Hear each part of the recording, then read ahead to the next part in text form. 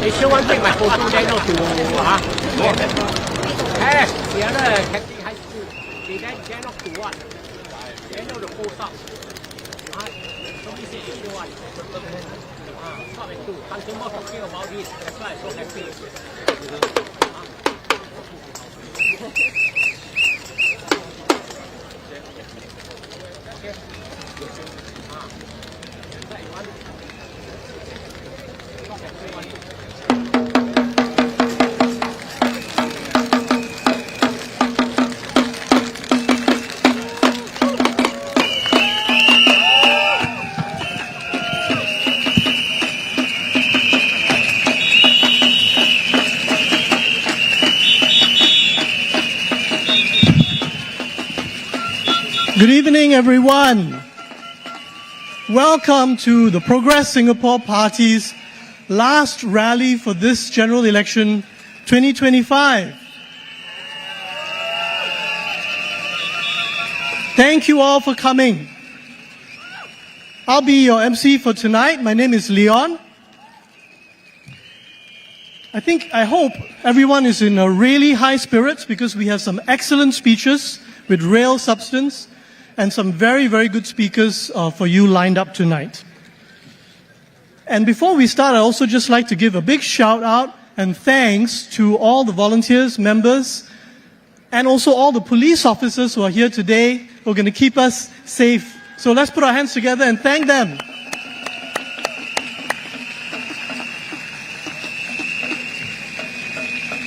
And before we get started, I would like to invite all of you to take out your phones and follow us on Facebook, Instagram, TikTok, and YouTube. So our handles are printed on the backdrop behind me. So please take out your phone and take a photo of that. And I hope you'll follow us on the social media platforms because we will be posting content over the course of tonight. So please do follow us on those platforms to read our content. And please also visit our merchandise store and buy some of our merchandise items. If you'd like to support us, we'd be very grateful for that. And included in those merchandise items are the baby otters and the grown-up otters as well. Right, the otter family, which is the PSP mascot, as you can see here. Now I'd like to start the event. Let's get going. And I'd like to start by inviting our candidates onto the stage. So please put your hands together and welcome the 13 candidates of the Progress Singapore Party onto the stage.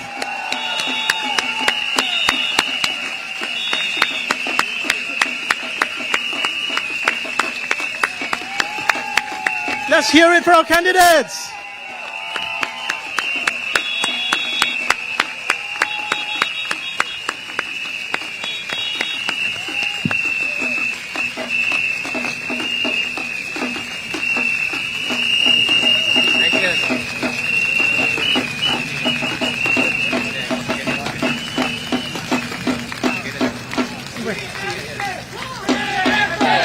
Let's hear it for our candidates from the Progress Singapore Party.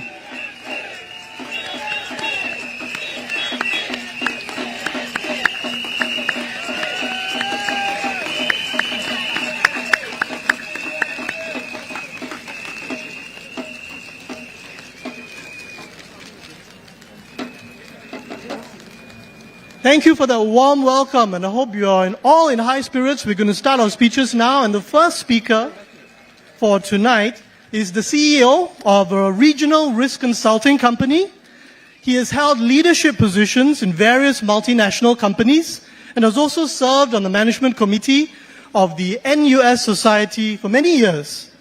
Please put your hands together to welcome our candidate for Marymount SMC, Jeffrey Khoo.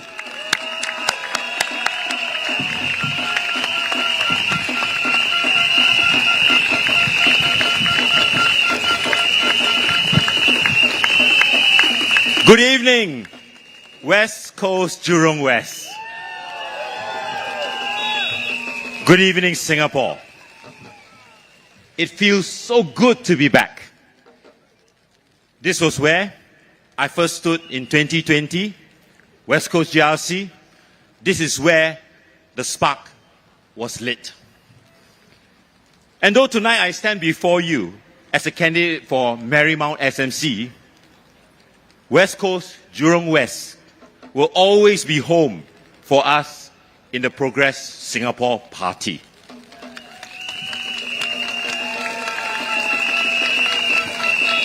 Because this is where we made our stand, where we challenge the status quo, where we prove that Singaporeans are not afraid to speak up, to stand tall, and to ask for better.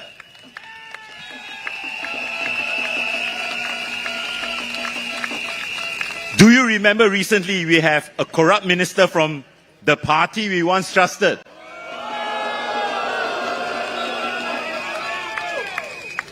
And tonight, we are back. Back with stronger resolve. Back with clearer eyes. Back with Dr. Cheng Bock.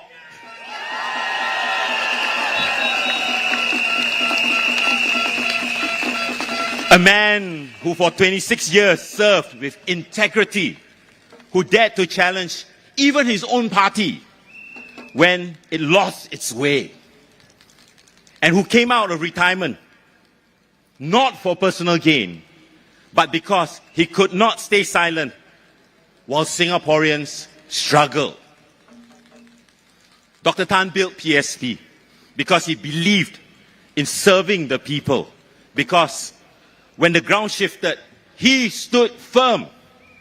And he now returns with Leong Mun Wai, Hazel Poa, to finish what he started.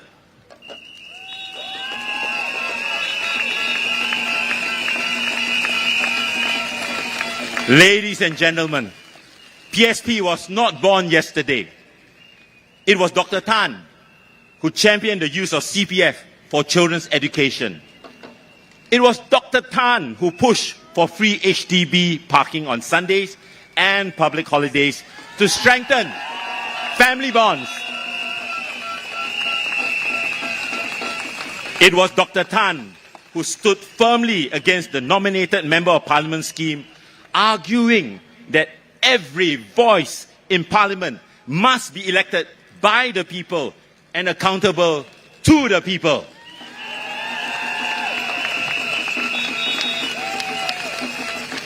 These weren't just policies, they were acts of care. They reflected what leadership should look like. And today, many of those ideas are claimed by others. But remember, they began with a voice, a voice of conscience, not convenience.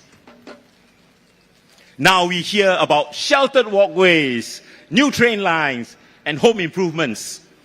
But these are the natural work of URA, LTA, and HDB. Let us not confuse development with direction.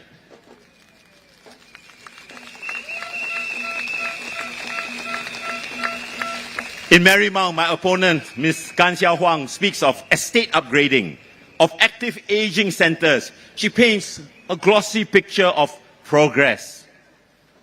But let me ask you this. Are we truly progressing? If our elderly need more centres to stay occupied because their children are just too exhausted by long hours and high costs, are we truly listening? If dialogues are held but the same problems echo back for years without any resolution. She says, I am not alone, referring to the GRC level support. But Marymount is a single member constituency. And in an SMC, you cannot outsource leadership. You must carry it yourself.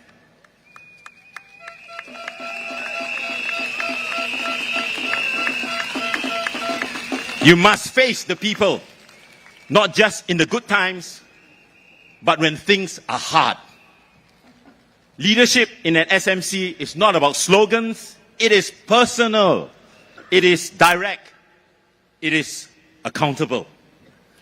Where was her voice when residents cried out about the cost of living?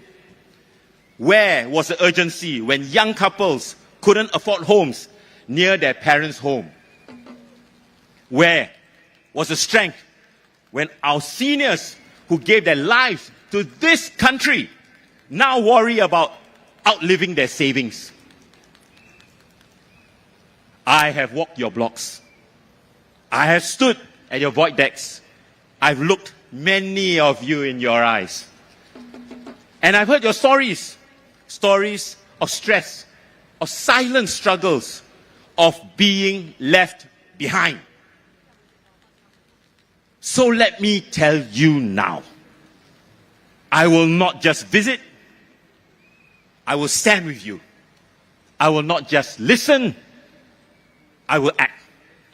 I will not just manage, I will challenge the systems that hold you down.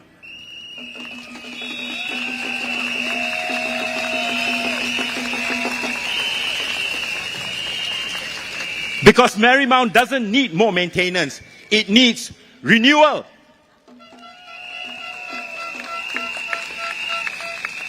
We don't need smiles on posters, we need a voice in Parliament. One that speaks truth to power. One that asks the hard questions. One that demands better.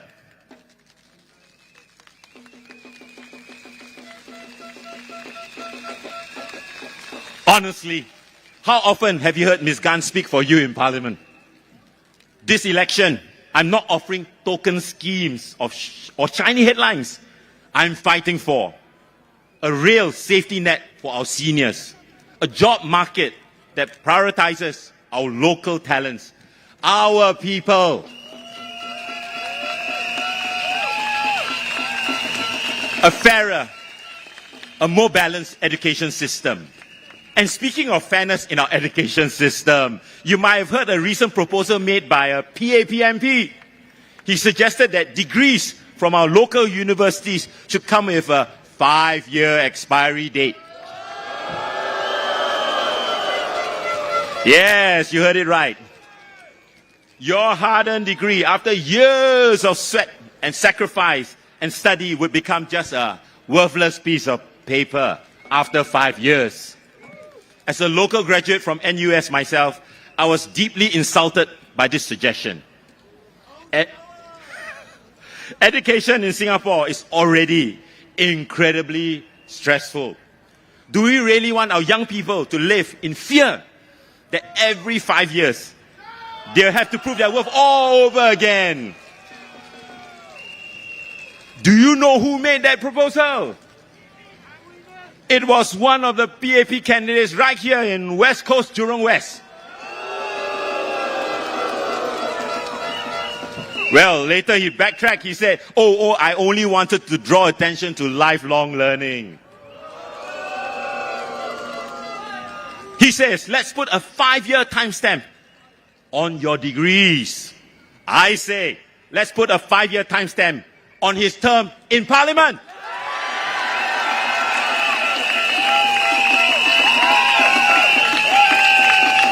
His 5 years are up. Let's take his advice and help him graduate from Parliament on polling day.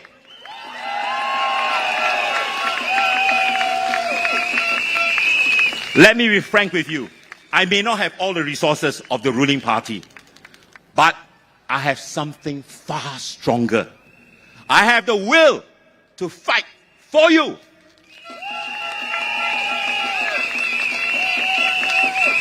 And so I ask for your belief, your courage, your voice. Let us build a Marymount and a Singapore where policies are not written in ivory towers, but born from real pain, real people, and real problems.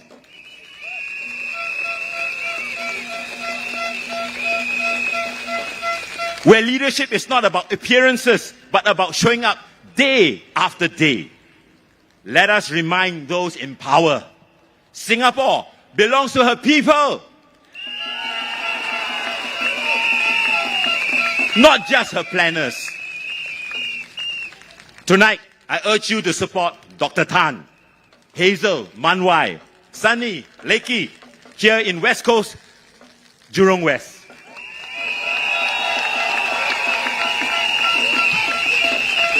But also support our voices in Marymount, Choa Chu Kang, Pioneer, Kebun Baru, and Bukit Gombak.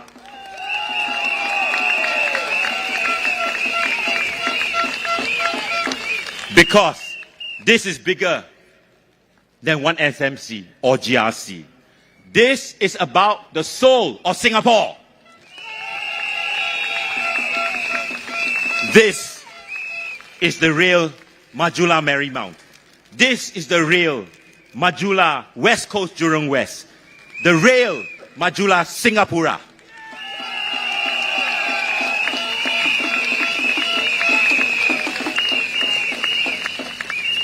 Vote for the courage to care.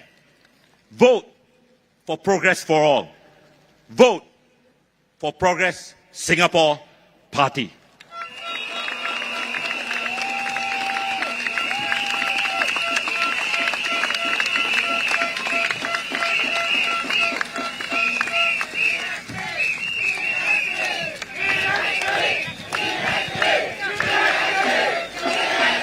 Ladies and gentlemen, let us welcome our second speaker for tonight. He's an entrepreneur and business chamber leader. He has decades of experience working abroad. He started his own camera production company in Shenzhen, China, and lived there for 12 years. He was formerly the Secretary General of the Singapore Manufacturing Federation. Please put your hands together to welcome Lawrence Peck.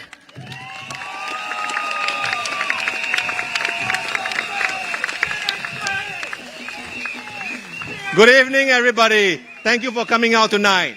I'm Lawrence Peck. Thank you very much. I want to thank the Prime Minister, the Manpower Minister, and Jeffrey for over the last 10 days They have brought great awareness, educated all of us on the fundamentals, great discussion, contestation on the universal minimum wage. They have brought it up. Now we know what it is and why we should study it. I would like to clarify, under no uncertain circumstances did I ask for the abolishment of the progressive wage model. During my time in the Federation, I spoke for it. I understand it. It's about productivity. It's about doing things a little bit better. It's about doing things faster. However, I have to tell everyone,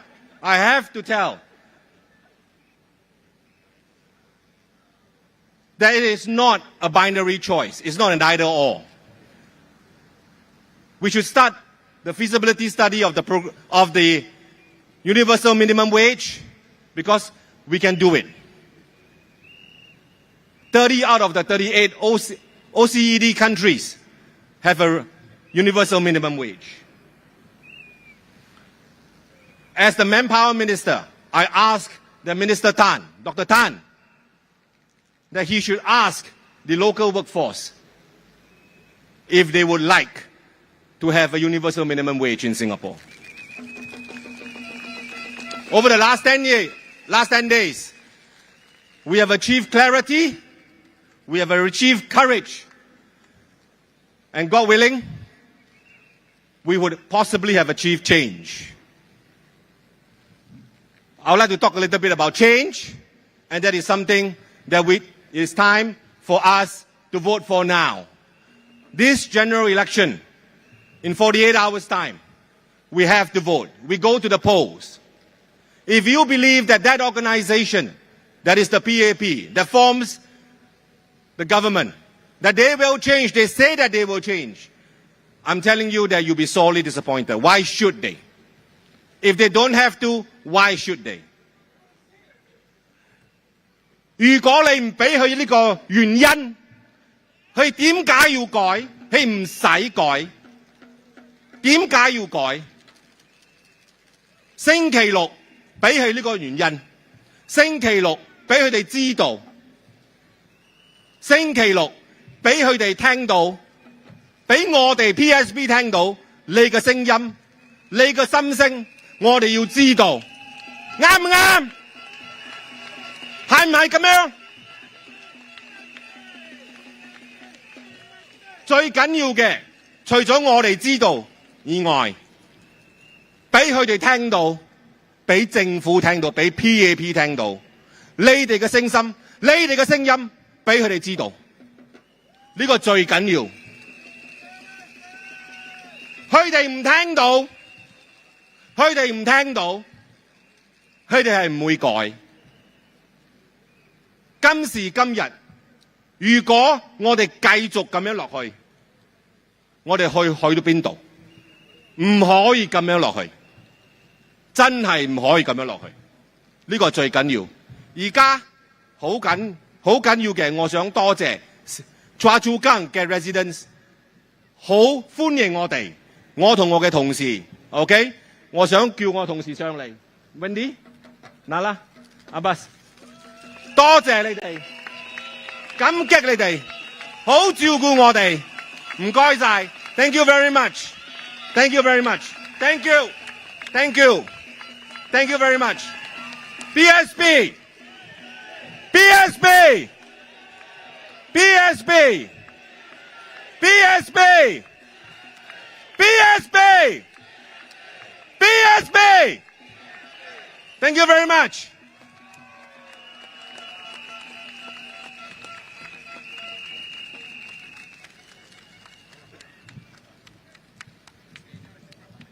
Thank you, Lawrence. Our next speaker studied engineering at Cambridge University on a Singapore Armed Forces scholarship. He served in the SAF for 9 years before becoming an entrepreneur. Over the last 2 decades, he has co-founded several successful and award-winning businesses in the education and gaming industry. He has also become known recently for his robot dog.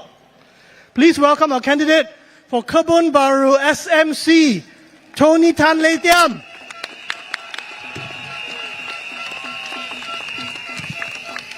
Thank you. Good evening. I think firstly, I want to give a heartfelt thanks to all the volunteers, the PSP members, of which otherwise all this wouldn't happen. Believe it or not, all of us have pounded the road a lot. I understand that some of the volunteers and the PSP members are still actually delivering flyers, all right, at this time. Thanks to all of them, without which this is really not possible. It's a long journey, but we are prepared to work with everyone who are prepared to work with us. Hi, everyone. Let me first give a shout out to the residents in Kebun Baru. We recently visited the Sembawang Hill Estate and noted a worrying number of dengue cases in the area. A banner on site reported 90. According to the latest NEA, that number has risen to 98. Other adjacent area has just reported 2 to 9 cases. In addition, we have alerted Town Council about stagnant water collected in disposable food containers on the roof of Block 115, Ang Mo Kio Avenue 4. Photographs have been sent to the Town Council. I hope the authority will work with the residents to quickly contain the spread of dengue. Fellow Singaporeans, you'll be voting on coming Saturday. The cost of living crisis affecting all of us will not be going away. PSP Mr. Leong and Ms. Hazel have made contributions in the Parliament to alternative policy proposals on balancing the need for locals and foreigners in employment, balancing the need for affordable HDB price while not affecting the resale market. The government's role is to strike a careful balance in every policy it implements, not to make extreme decisions and not to act out of fear. For fear of losing Pongo, they put our point man in trade, DPM gun, in that GRC.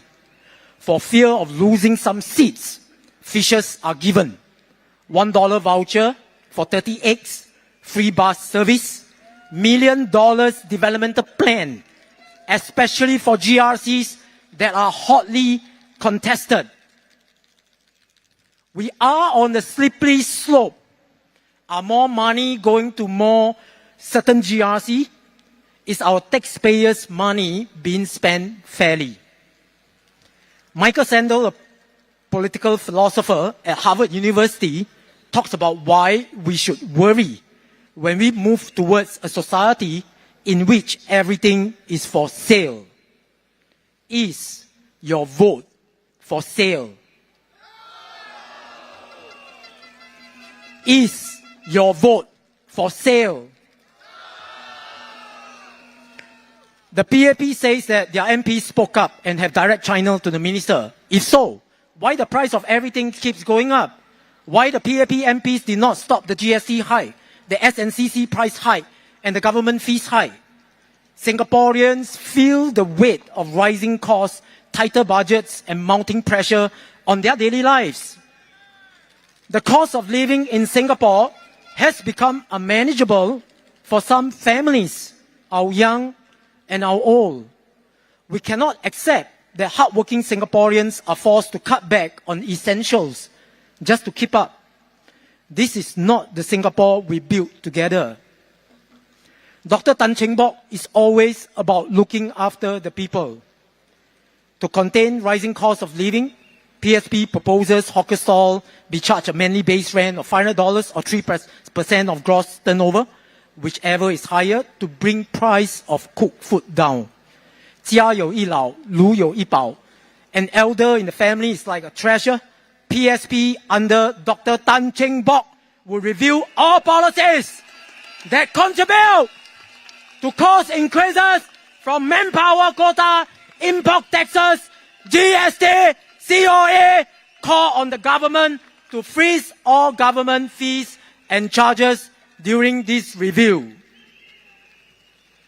当今的政府做物件无小心，无好好想 ，simply go 卡做啥啦？政府讲 sorry， 我哪会 IC 拿出嚟，可能知政府講 sorry，NTUC Alliance 做啥啦？政府也是講 sorry， 部長 Iswaran 做啥啦？政府也是講 sorry。I don't want to hear sorry. Sometimes it cannot help to feel the government is trying to complete a checklist, a task list. GST hike, done. NTUC Alliance deal, done. Simply go cut, done. It is not done right for the people. We should have more checks and balance in Parliament. Dr. Cheng Bock has always stand on the side of the people, ensuring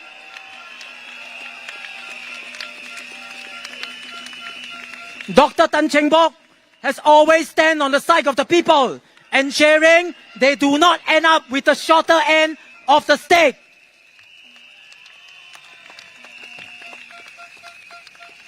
Dr. Cheng Bock has the wisdom and the knowledge from our founding years when Singapore enjoys great economic prosperity while Singaporeans benefited financially. On coming Sunday, PAP could win the same large majority with only a handful of WP MPs. PSP will be no more in Parliament. What would happen in the next 5 years? Continue rising cost of living, higher HDB price, more taxes, more vouchers? Is this the way forward for our future generation? Vote for West Coast Jurong West. Vote for Chua Chu Kang. Vote for Marymount. Vote for Pioneer. Vote for Bukit Gombak. And vote for Kebun Baru.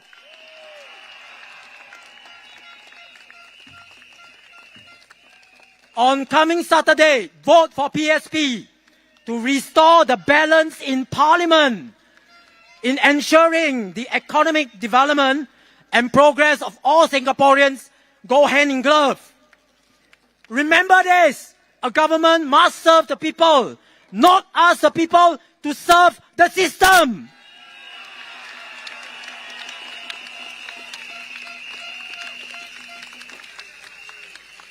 Hy vọng 你能支持 PSP， 投 PSP 一票，投鄧清博一票。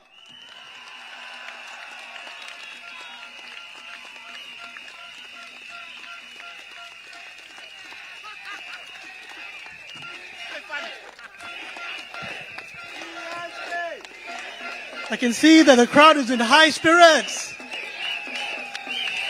Thank you, Tony. I'd like to introduce our next speaker. He studied law in the UK. He worked there for many years in various roles, ranging from private companies to a governmental development agency. After returning to Singapore, he worked as an in-house legal counsel and is now the managing director of a condominium management company. Please put your hands together to welcome our candidate for West Coast Jurong West, Sunonny Ismail.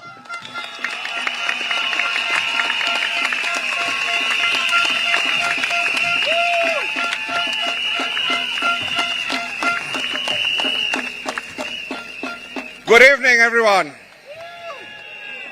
Tacha Wan Shanghao. Salam Sejahtera. Anban Vanakam. During my campaigning journey, I am privileged to have met many Singaporeans across all age groups who care deeply about the current state and the future of our Singapore. In general, there was a common theme: the need for a government that cares and listens to its people. Just because of the supermajority status, the PAP government of today know that they can do what they like, when they like, how they like, and we just have to accept it. Do you agree? Do you agree that this has to change?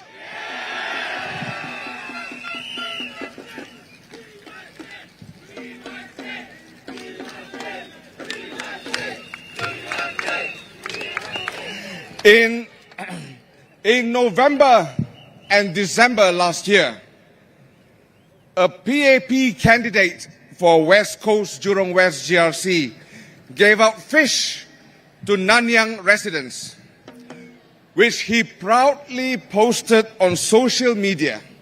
And one of the postings he said, and I quote, "It's our way of helping with the rising cost of living," end quote. Giving out fish? Does he think we are cats?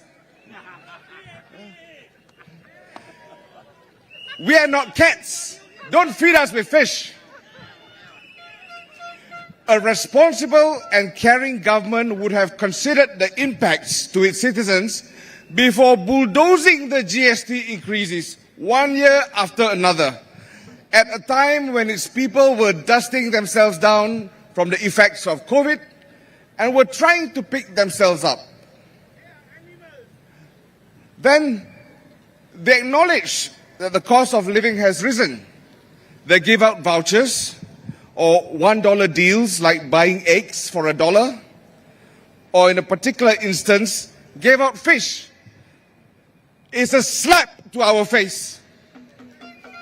If they are serious, if they mean business, if they care for Singaporeans, to tackle the rising cost, implement PSP's proposals on the GST, bring it back down to 7%, exempt GST on essentials. Do it.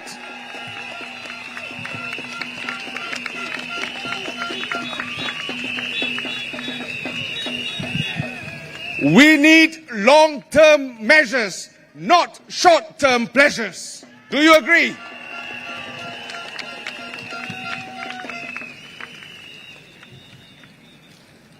A former PAP MP had said it was the policy of the PAP government to grow at all costs, no matter what happens, to grow the economy aggressively. People suffer or don't suffer, we'll worry about it later. They don't care.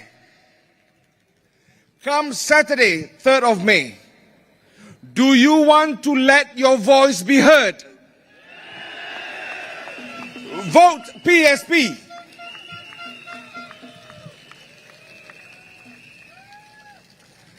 Fellow Singaporeans, I had spoken about the 3 additional public holidays proposed by PSP, which included Thaipusam. In March this year, during the Committee of Supply debate, the PAP candidate for Marymount SMC rejected the calls to reinstate Thaipusam as a public holiday,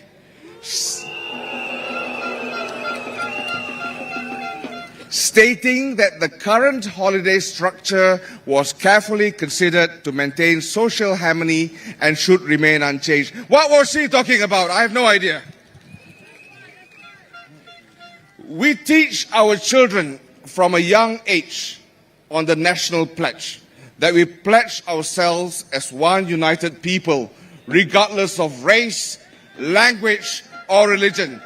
And then here we go, Thaipusam was rejected to maintain social harmony.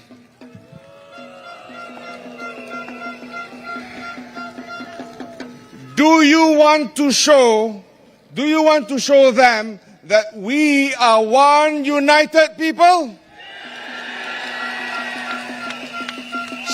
Saturday, 3rd of May, vote PSP.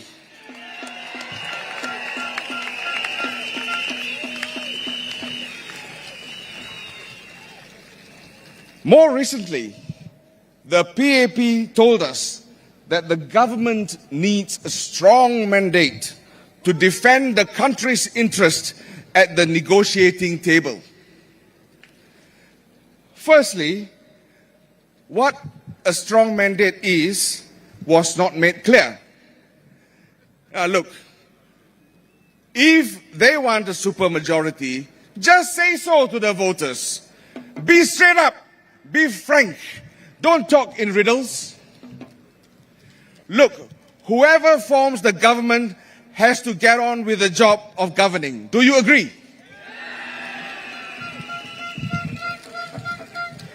When you go to the negotiating table, you are the government and your responsibility is to protect and defend Singapore's interest. No one is going to say, oh, you only have 55% of the votes. Utter nonsense. Other countries will view Singapore as Singapore, period. So I say, stop the scaremongering. And if you don't have what it takes to govern, give it up. Let the next better person do it. We are not short of people.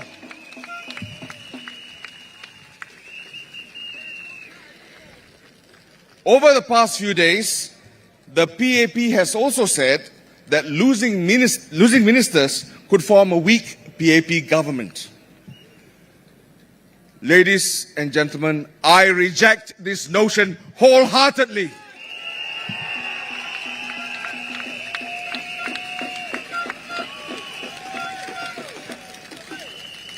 I feel sorry for the PAP candidates that are put forward at these general elections. The statement from the PAP, losing ministers could form a weak PAP government, appears to say that the candidates, new or old, put up by the PAP, are not fit to take up leadership positions. Then I have to ask, if they are not ready to lead, what are they ready for? To follow? Then to follow who?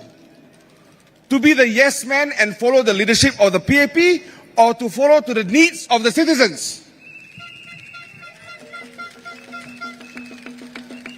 Ladies and gentlemen, you know what? The PAP government of today is out of touch and complacent, which is why they could go around saying the things they did, even if it amounts to scaremongering. I have a question for you. Do you want to show them that they can no longer scare you or frighten you anymore?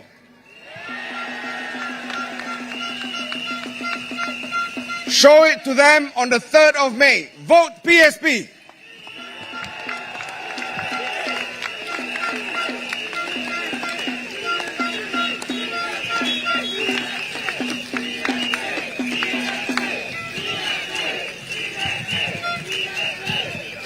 Residents of West Coast, Jurong West GRC, I thank you for the warmth you have given me and my team during our walkabouts and door-to-door visits.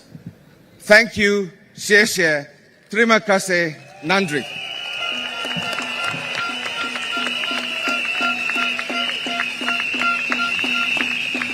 As you may already know, currently I am the managing director of a firm which specializes in managing condo developments, responsible for the management of condos which are homes to over 10,000 residents.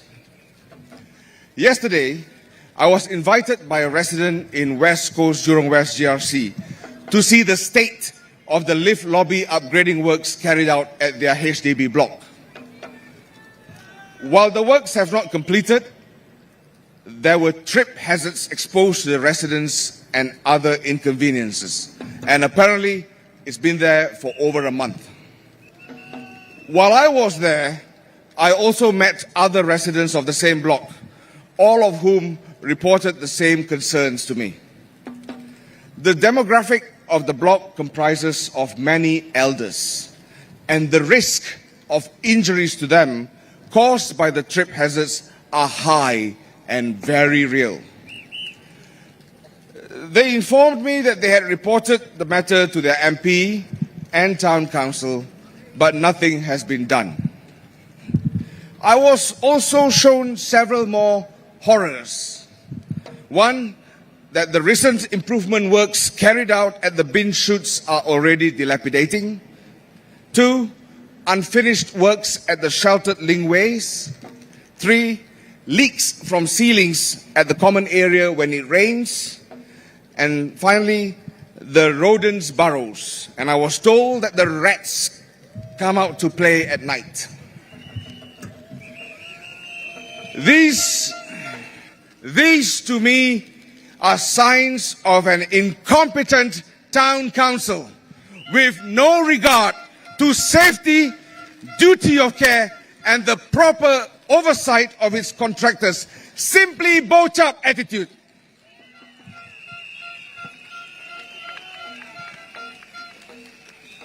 From condominiums to HDB flats, safety is not a luxury, it is a right.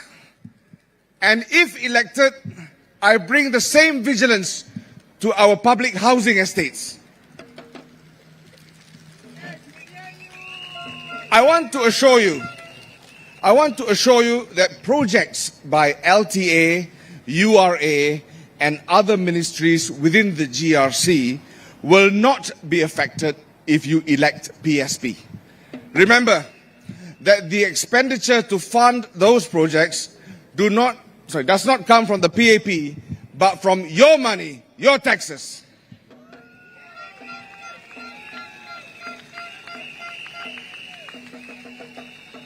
The regular maintenance works like cleaning, refuse disposal, landscape, pest control, the general municipal services would continue, and a PSP town council would better and closely manage the provision of these essential services to the estates within the GRCs and the SMCs.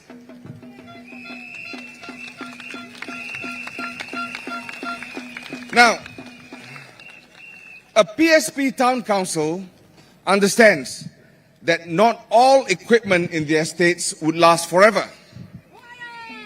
Therefore, cyclical works like the modernization or upgrading of lifts in the HDB blocks, the repairs and repainting of HDB blocks, the replacement of fitness equipment or playground equipment would be assessed and carried out appropriately.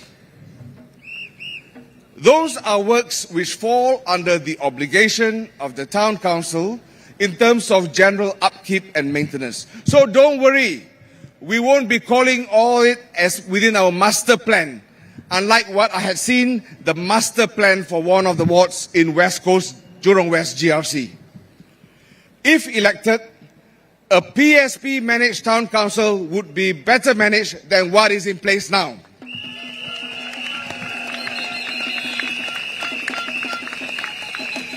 And I wish to repeat what I had said before, that if elected, we will study and explore ways how to make the constituencies socially and economically vibrant.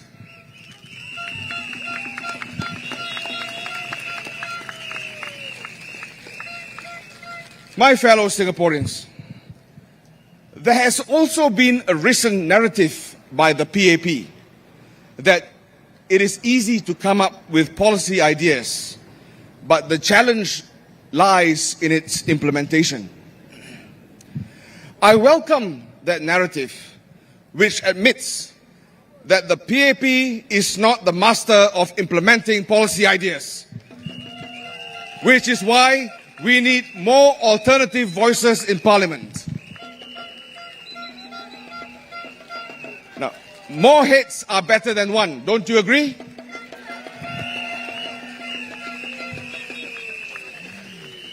Do you want PSP in Parliament?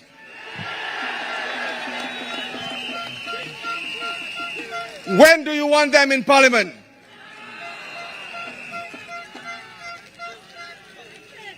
Ladies and gentlemen, who do you want? When do you want? Now. Who do you want? PSP. When do you want? Now. Who do you want? PSP. When do you want it? Now. Majulah Singapura. Vote Progress for All. Vote PSP. Thank you.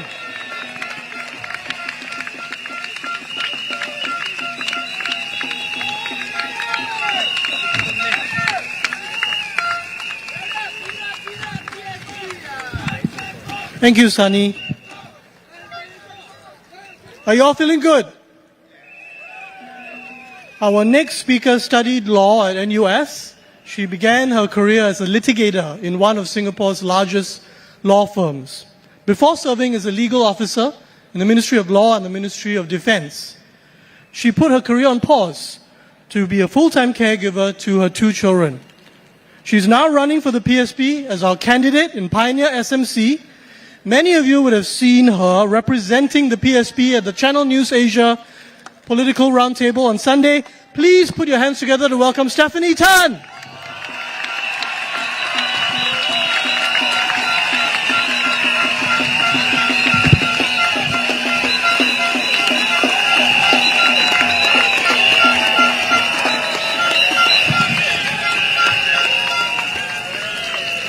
大家暗暝好，我是陈芬妮，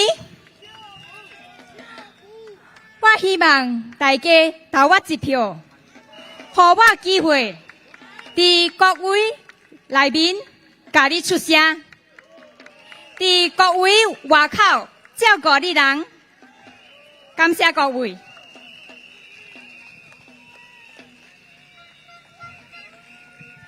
新區嘅居民晚上好，我係陳芬妮，我好多謝大家今晚嚟到呢度，同我哋前進黨一起度過競選期最後嘅一晚。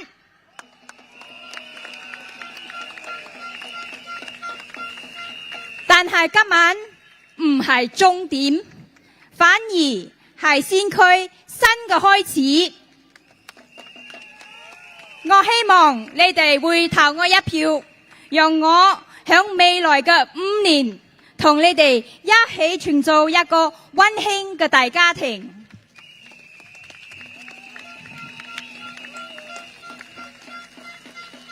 先區的居民晚上好，我是陳芬妮，我很感激大家今晚來到這裡，與我們前進黨一起度過這競選期最後的一晚。但是今晚並不是終點，反而是我們先驅新的開始。今晚在這群眾大會是我這次競選中最期待的。我小時候住在玉郎溪第52街大排535，我就讀如郎小學，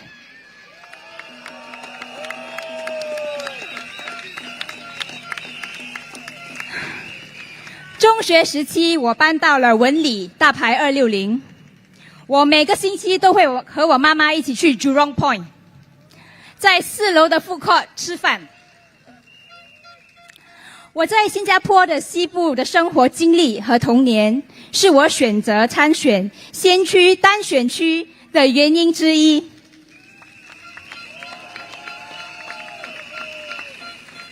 我覺得先驅是一個樸實而又很溫馨的地方，它就像一個中心地帶，代表着像你我一樣的普通的新加坡人。作為一個每天都煮飯做飯的人，我注意到居民需要走蠻遠的路才能到達18沙，而這對於一些老年人來說，提着重的東西乘搭 MRT 或巴士很不方便。先區裡的商店、超市和飲食場所也不多，除非居民都去 Jurong Point。所以如果我當選，我希望推動政府在先區裡建造18沙，也增加更多商店、超市和飲食場所。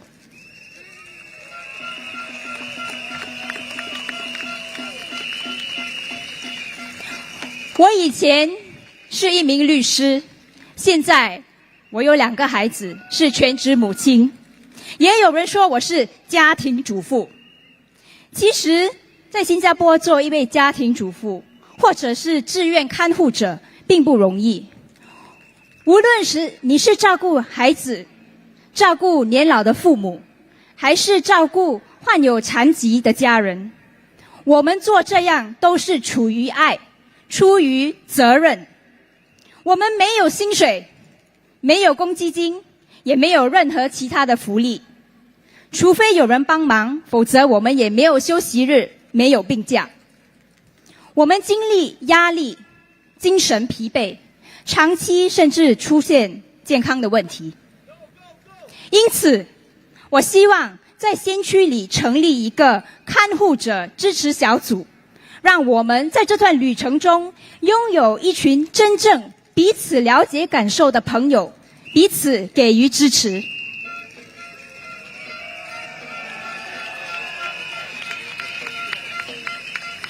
前进党在过去的5年里，在国会提出了60多项政策建议。我们呼吁政府聆听人民的故事，帮助人民应付生活费、医药费、就业、工资以及住房的问题。我希望先驱的居民们在来临的5月3号会投我一票，给我机会在未来的5年帮助你们在国会里提倡前进党的政策，在国会外，我要照顾你们，和你们一起创造一个温馨的大家庭。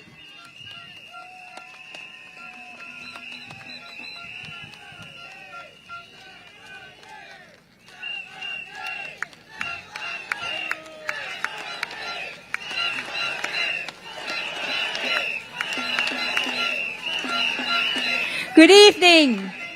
Good evening, dear residents of Pioneer SMC. Good evening also to the residents of Jurong West, West Coast GRC.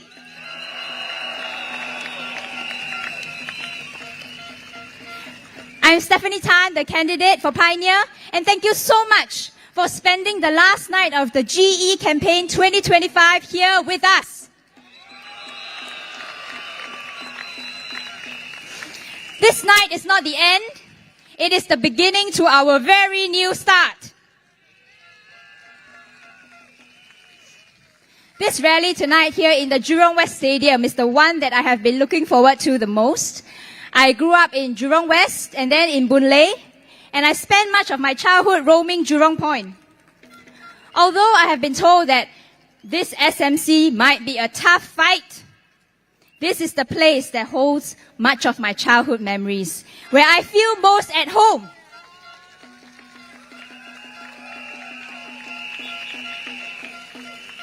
I paused my legal career to become a full-time mother. I have 2 children in primary 1 and primary 4 now. I know how difficult it is to be a parent in Singapore today. Whether we are full-time stay-home parents or full-time working parents, we all probably experience guilt at some point about various things like not being able to spend enough time with our children because we have to work, and also thinking about whether we will be able to provide for them financially and give them the opportunities to pursue their passions and dreams.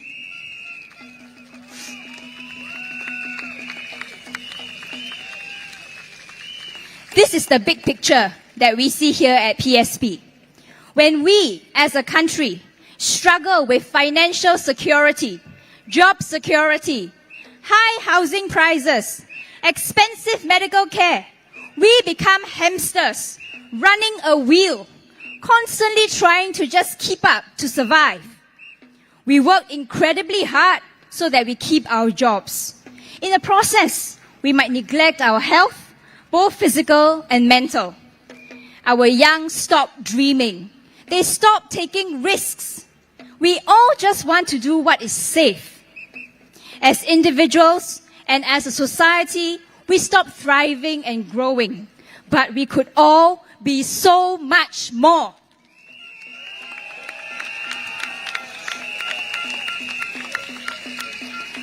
This is why this election is so important for you and for me. This election has to be more about just voting for today. It has to be about voting for tomorrow, for the future we want, for our children and grandchildren.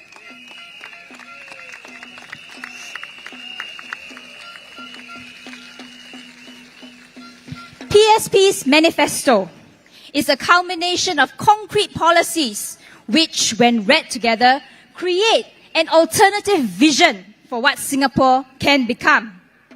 It is a vision for a future Singapore where our citizens are thriving, confident, and are happy, where each person has meaningful choices which allow them to realize their full potential. We can see that vision and that future. And tonight, I want to tell you what that vision is.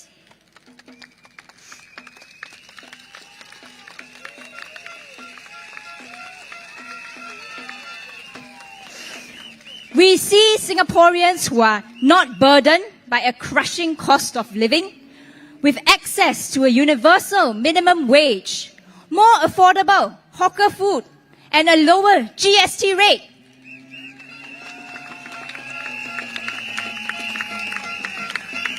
We see Singaporeans who can compete fairly for jobs and get access to good career, working alongside foreign workers and professionals, but they are there to complement us, to support Singapore-based companies.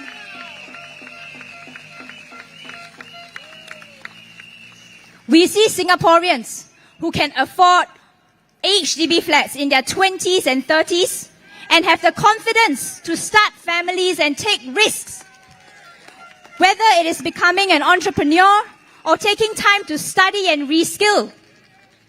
We see young Singaporeans who have more autonomy, being able to vote at 18 and having access to flats at 28 years old as a single.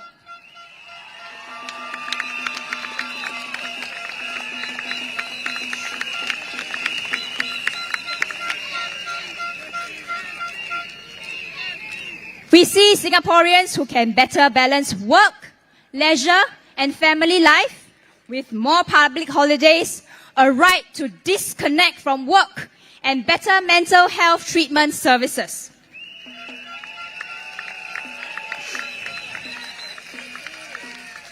We see mothers and fathers sharing their parenting responsibilities more equally and being less stressed about their children's education.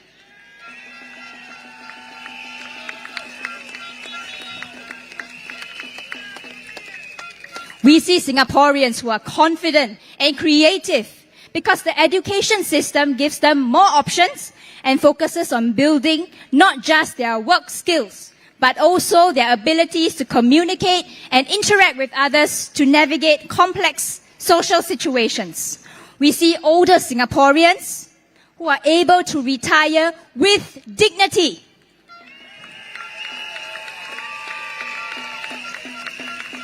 Who are financially secure and ready to spend their silver years pursuing their interests. We see Singaporeans having a healthier democratic society for their participation and their protection, with reforms to the GRC system and how electoral boundaries are drawn.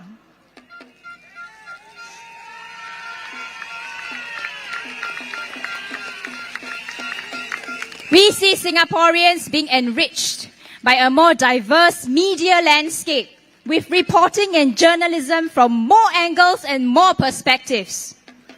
We see a more sustainable Singapore where environmental impact assessments are mandatory. Now, the Singapore glass is half full. There are many good things that we must defend about Singapore. But it is time to fill the glass to the brim.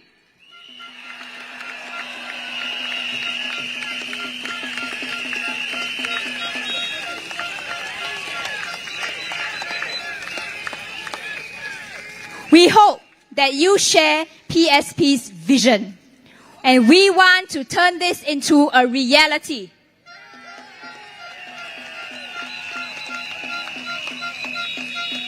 But we cannot do it alone without your trust and confidence in us. We decided to field only 13 candidates for this general election.